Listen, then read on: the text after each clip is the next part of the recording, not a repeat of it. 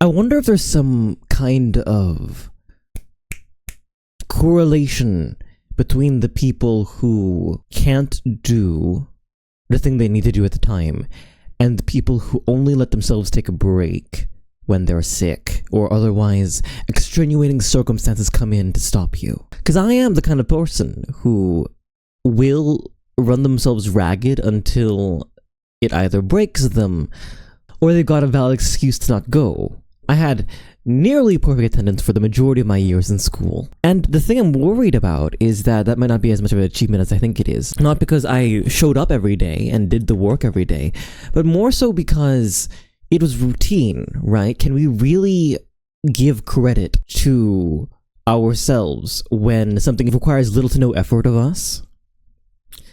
Like, for example, I tell people to celebrate all of their wins as much as possible, which includes drinking a glass of water, which includes brushing your teeth, which includes making the bed.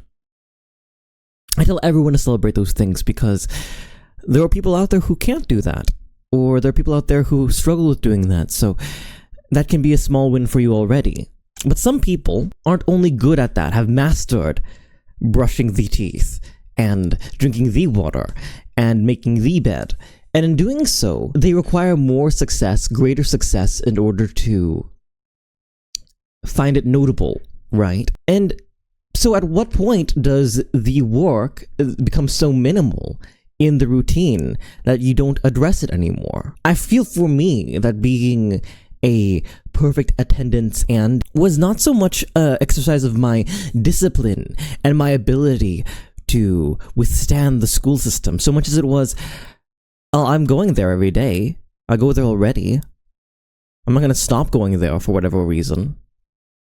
It was just so baked into how I entertained the world in that period of time that thinking opposite of it or away from it was not really known to me. The idea of skipping or the idea of otherwise not going to class never crossed my mind growing up. It wasn't until senior year of high school where during the sort of senior skip week where there's a big ceremony made from the student and faculty to maybe not show up, run the skeleton crew bare minimum of classes and such, did I finally take some time to myself. And that was great. But I found otherwise my only reprieve from the routine and mundanity of work was being sick or otherwise unable. But now that I don't have any clear or specific routine, or rather the only person who's going to suffer is myself if I don't follow through with it, it changes the weight and value of a lot of these things, right? I could feasibly take a break whenever I want. But also, the routine that I built for myself, the things I need of myself, have become higher to fit the goals and the values that I have. And I'm not sure if this is a vent, but it's a lot sometimes. I don't feel incredibly comfortable streaming off of my laptop.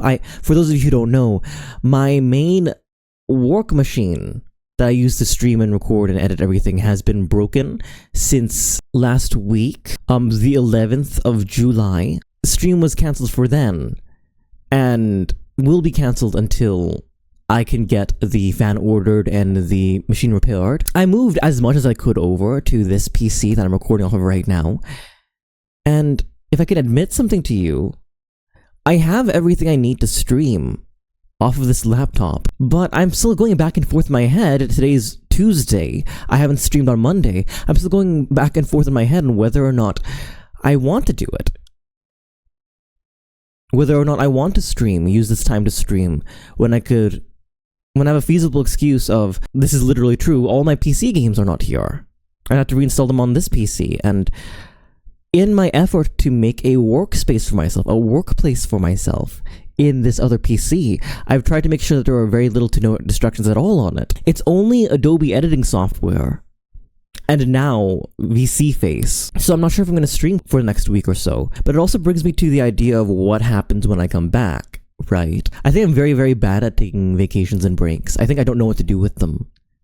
I give myself some slack so rarely that I kind of end up not even laying about, occupying myself with different work. I clean the house and make a great deal of it. I organize all of my materials. If I rarely find a game, I will sink all my hours into that instead of just pausing and relaxing. If coming to the space is nearly effortless, or an effort that has become a baseline, a floor for how I operate, then the change I need to make in myself, the thing I need to work on, is on giving myself meaningful spaces to break, to relax, to sunbathe, to pause. And I think that's weird. I think it's weird that we don't teach our kids how to take a break, how to really meaningfully pause. I think from birth, we are all raised to have productivity as one of our main centers, main North Stars. We expect ourselves to really want to, whether it is for our own self or for somebody else, do things. And I told you all a while ago that it's skill. It's a skill to do nothing, to experience nothing, and to enjoy nothing. But I think I'm still learning it. I'm still trying not to fail doing nothing. Because while I have this opportunity to focus on YouTube for a little bit and take a pause on streams for however long I choose to, I might be streaming as soon as this Wednesday when this video comes up. But I really got to set up boundaries with myself and tell myself to stop. Stop every now and then. I didn't know nothing was something I had to practice until my ability to do nothing has atrophied so deeply. Ding ding ding, 10 minutes.